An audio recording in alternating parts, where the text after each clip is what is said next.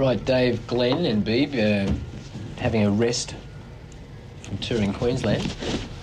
Just like to ask you a couple of questions. Firstly, on, say, patriotism, funny word, in reference to the success that you've had in America, do you feel that you've been sort of neglected a little bit by Australian media and television, say, in comparison to the amount of noise that was made about Sherbett's success in the UK?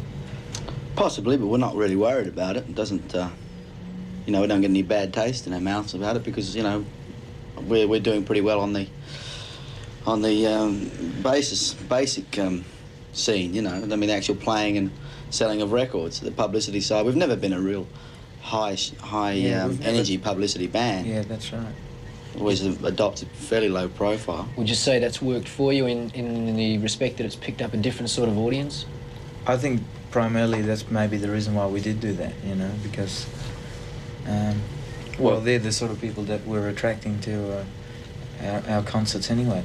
I mean, we get a large cross-section. You still get, young kids coming, but, we see a lot of older people at our concerts as well, really appreciating the music, and that's what we're there to please them for, Right. Well, whose conception was the Little River Band originally?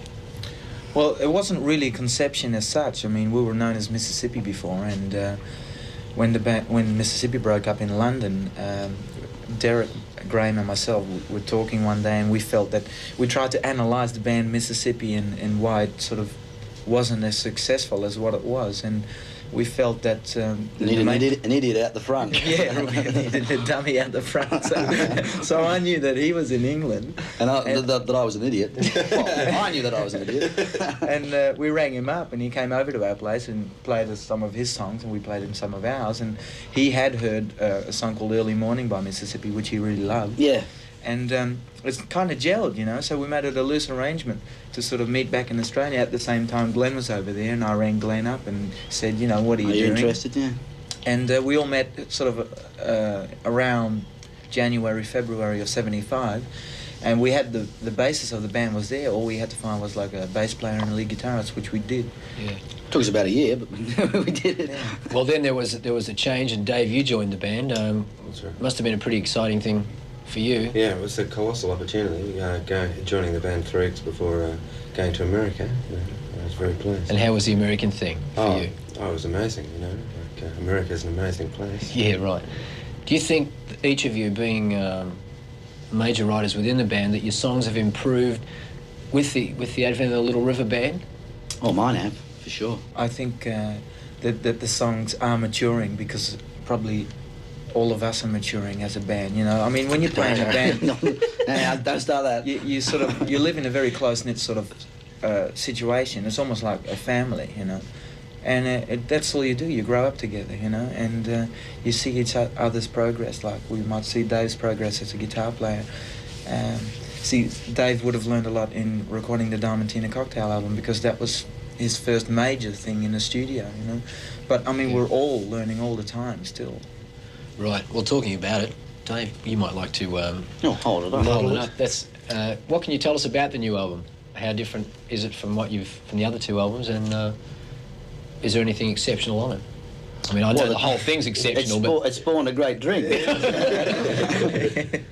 No, it's a natural progression of what we've been doing. Before I was asked, what is our best album now that we've had 3 out? I said, well, in my mind, we don't have a best album because, I like some things on the albums, and there's some things that I think could have been done a bit better. Every album is a little bit different.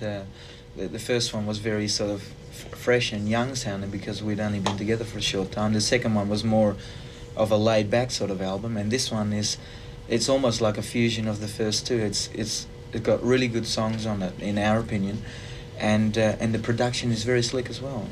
Right. You're going to America again very soon. What are the movements once you get there? Well, this time we're going the reverse direction. Last time we went via England and Europe first. This time we're going to the West Coast.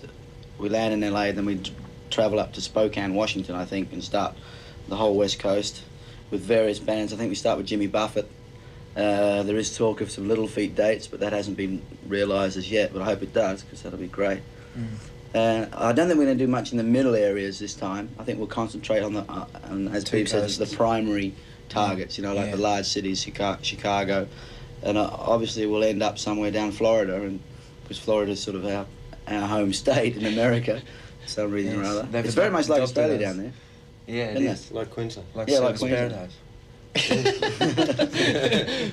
Being patriotic. Okay, well, look, we wish you all the very best, and you've sort of helped put Australian music on the map with integrity, and I think most Australians are proud of you for doing that, and once again, all the best for the overseas trip. We're happy to see you Appreciate back very Thank soon. you. Thanks you, for Ray. having Thank you. us. Yeah. Thanks, Flashes.